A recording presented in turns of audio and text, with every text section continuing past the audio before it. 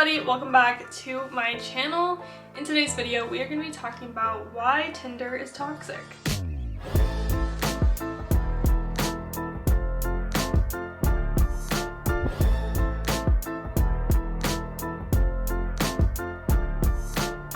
What a great way to start a video, right? The words Tinder and toxic. Who would have thunk? I was a Tinder girl at one point in my life. I had downloaded the app because what else does a 20-year-old do when they get out of a long-term relationship? They get on Tinder, okay? When I make these advice videos, I like to think, what would me 2 years ago need to hear?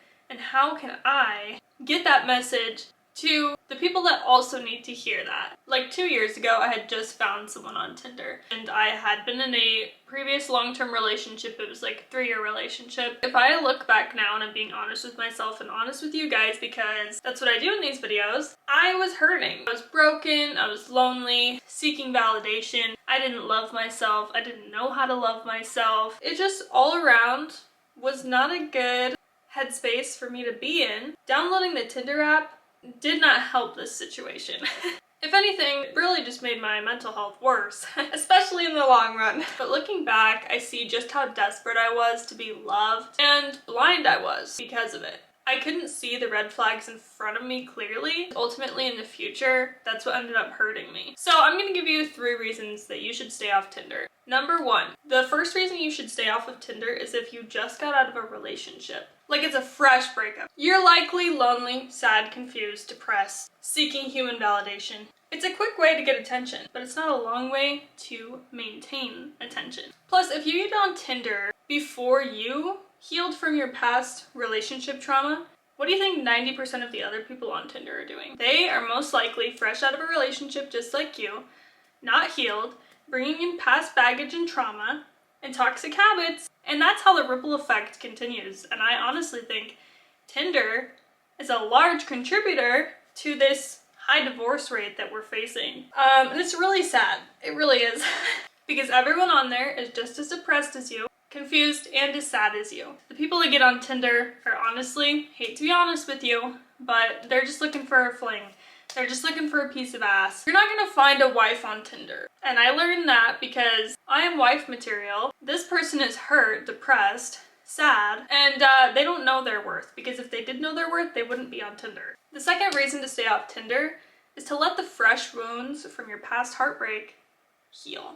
If you get on Tinder because it's a quick way to receive validation, you're not gonna find the right kind of love. As humans, we are all desperately searching for love, and it isn't until you find love within yourself that you realize you don't need to settle for less. When I'm dating someone, they're in competition with me, not any other guys. Tinder girls and Tinder guys, it's like they've got options, right? And it's a sense of freedom for them. When you're dating yourself and someone actually gets to go on a date with you, it's not like, oh, who am I competing with for your heart? You're competing with me for my heart. So you should not get on Tinder when you're freshly hurt from a relationship.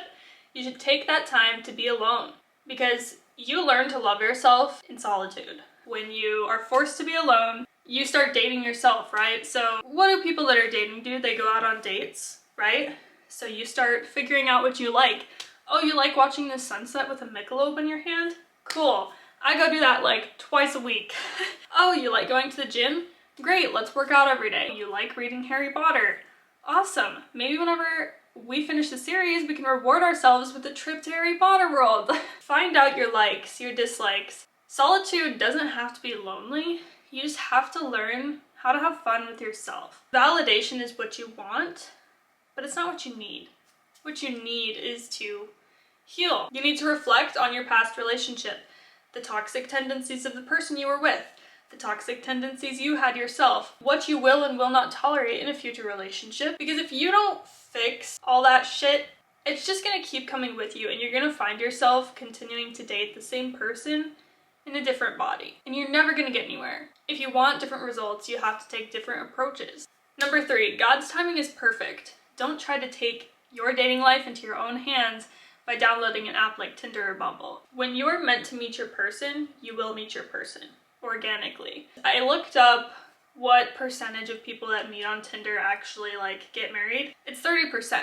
So I'm not saying that you can't find your person online, but these are all reasons why you should not download Tinder, why you are not ready to get on a dating app. After I met my ex-fiance on Tinder, I was like, God, when I meet my person, I want to meet him organically.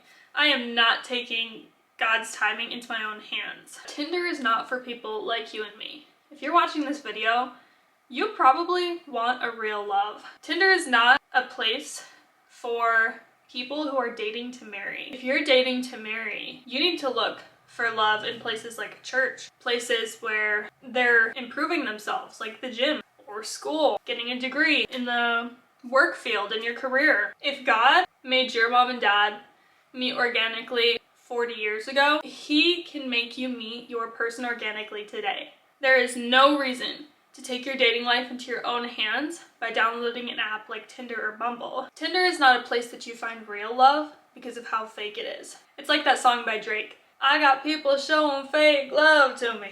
Fake love to me, straight up to my face. It's like that. Tinder is literally the epitome of fake love. These people don't even love themselves. Tinder did not work out for me. I went and I looked at a wedding venue with my ex-fiance and we were like, Tinder should sponsor our wedding. And we were gonna put like our screenshots of like our first messages to each other on Tinder, like up by our little whatever that thing is. It didn't end up working out, and I'm glad, because I want real love, not fake love. And I know that when the time is right, when God knows I have grown enough as a person and I'm ready to accept the kind of love that he has in store for me, it will come to me. And I just have so much peace in that. If you want a spouse that works out and is attractive and fit, then you need to work out and be attractive and fit. If you want a godly man as your husband, you need to be a godly woman for your husband. And if you want your husband to be successful and have his own wins, then you yourself need to be successful and have your own wins. So that just kind of motivates me to be the best I can be, so that way I can have like the best husband I can. These are all the reasons that I don't think you should get on Tinder. I'm not saying you can't find your person on Tinder. Maybe that is God's plan for your life. The way that I go about knowing if something is God's will for my life now is if it gives me peace. So if you have peace about where you are in your healing journey and you feel like you are in a place to explore dating and relationships and you want to do that through Tinder, go right ahead, be my guest. I will just not be on that app. Thank you guys for watching this video. I hope you enjoyed. Don't forget to subscribe and follow me on Instagram and TikTok. I make little snippets of these advice videos. I will see you guys in my next video. Bye, babes.